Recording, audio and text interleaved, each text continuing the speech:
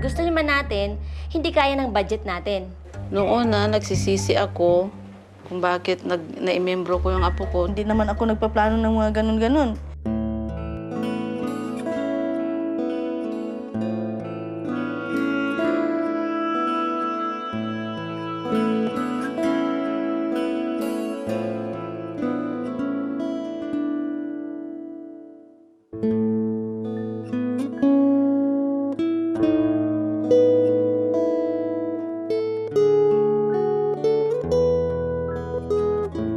Pangalawang apo ko si Eric Kelvin.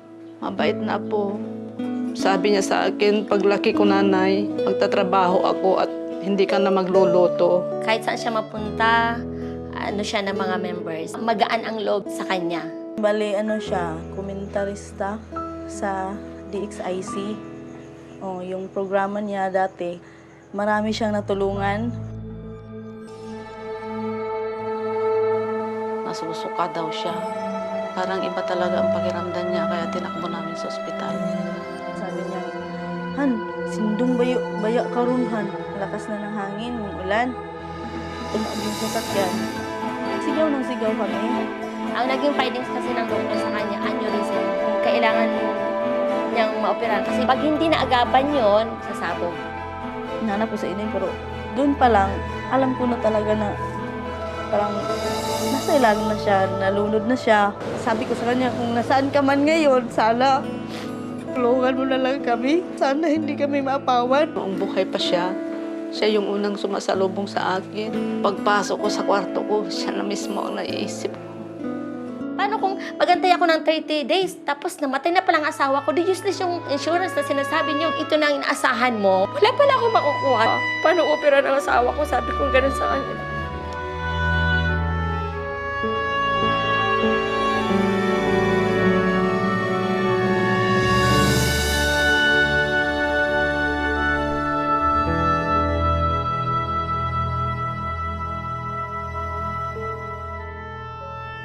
Ang pagkaalam ko kasi, pag may insurance ka na, malapit ka nang mamatay, ganun. Sabi ni Monsignor na pag mayroon kang insurance, hindi naman dapat isipin natin kung kamatayan. Dahil sabi niya, ate, hiram lang natin ang buhay.